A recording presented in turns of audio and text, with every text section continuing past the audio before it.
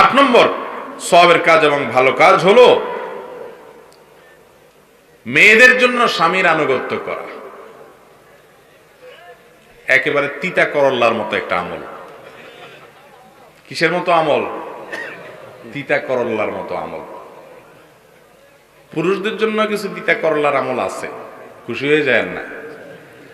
মহিলাদের জন্য তিতা করল্লা টাইপের আমল হলো এই আমলটা। কোনটা? স্বামীর আনুগত্য করা। হুজুর এইটা কি কইলেন? এতক্ষণ তো ভালোই ছিলেন, লাইনে ছিলেন। এটা তো সম্ভব না। আমি প্রায় সময় বলি, অনেক মহিলা আছেন মাশাআল্লাহ নামাজ রোজা করেন, অন্যান্য সব ভালো কাজ করেন, কোরআন তেলাওয়াত করেন, সব দিক থেকে উনি ঠিক আছে, এমনকি পর্দা পুশিদাতেও চলেন মাশাআল্লাহ। আজকাল তো পর্দাও উঠে গেছে, উনি পর্দাও হয়তো করেন, কিন্তু স্বামীর আনুগত্য করা, স্বামী কোনো যৌক্তিক নির্দেশ দিলে, কোনো কথা বললে তার সাথে তর্ক না করা, তাকে অভিভাবক হিসাবে রাখা, তাকে মুরব্বী হিসাবে রাখা, তার কথাকে মেনে চলা, এই জিনিসটা আজকাল আমাদের বেশিরভাগ মা বোনরা করতে রাজি না। ঠিক না বেঠিক? একটা বললে 3টা শোনায় দিতে রাজি, পারলে একটা বললে কয়টা শোনায় দিবে? 3টা। এক ধাক্কা দিলে পারলে 3 ধাক্কা দেয়। বিশেষ করে নারীবাদের যে নানামুখী অন্তঃসার শূন্য কিছু স্লোগান আছে, কিছু ভালো স্লোগান আছে, আবার কিছু অন্তঃসার শূন্য খারাপ স্লোগান আছে। এই খারাপ স্লোগানগুলো আমাদের মুসলমানদের মধ্যে পারিবারিক যে বন্ডিং, বোঝাপড়া স্বামী স্ত্রীর মধ্যকার, এটাকে আজ আমরা হারিয়ে ফেলেছি অনেকটা।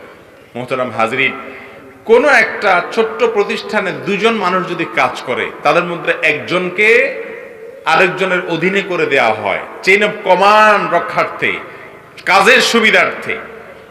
একটা ফ্যামিলিতে যদি কেউ কাউকে না মানে, কেউ কাউকে পাত্তা না দেয়, তাহলে সেখানে অশান্তি ছাড়া আর কিছু হয় না, হতে পারে না। মেয়েদের জন্য বুঝে না আসলেও, স্বামী আমার চাইতে হয়তো কোনো দিক থেকে পিছিয়ে আছে, তারপরেও কোনো মা বোন তিনি যদি স্বামীর নির্দেশ, স্বামীর নির্দেশনা, স্বামীর যৌক্তিক আদেশ, অন্যায় যদি কিছু না বলে থাকে, তাহলে সেই নির্দেশ এগুলো মেনে যদি চলেন, তাহলে এই মানার কারণে, মানতে মনে চায় না তারপরও মানলেন, কষ্ট করে মানলেন, এর কারণে ইনশাআল্লাহ তার আমলনামা আল্লাহ তাআলা সওয়াব লিখে দিবেন। আর যে আমলটা করতে যত কষ্ট হয়, ওইটার সওয়াব তত বেশি। ইন্না আযামাল জাযা মা আযামিল বালা। যে আমলটা করতে যত কঠিন হয়, যত কষ্টসাধ্য হয়, ওইটার বিনিময়ে আল্লাহ সওয়াবও দিবেন তত বেশি এবং বড় করে।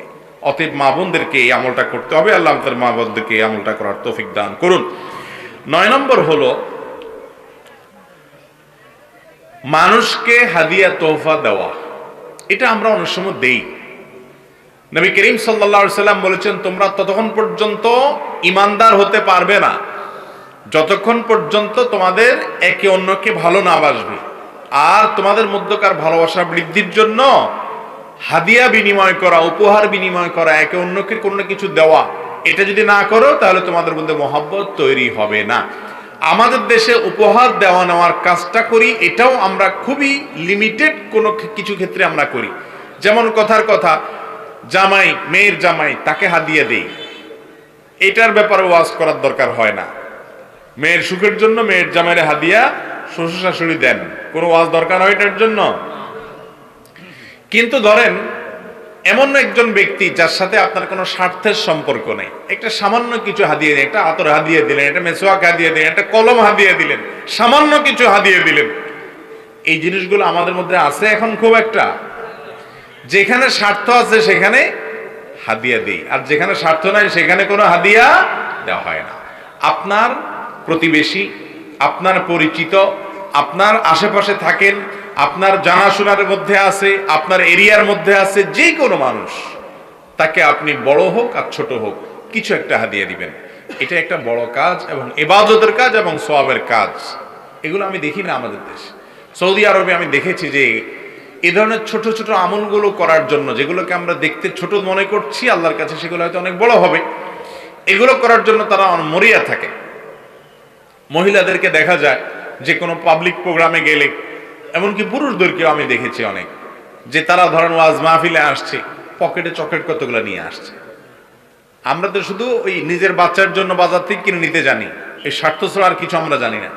আমি বহু দেখেছি যে অনেক পুরুষ পকেটে আপনার চকলেট নিয়ে আসছেন, কোন একটা পাবলিক প্রোগ্রামে আসছেন, মাহফিলে আসছেন, ধরেন কথার কথা, কেন নিয়ে আসছেন?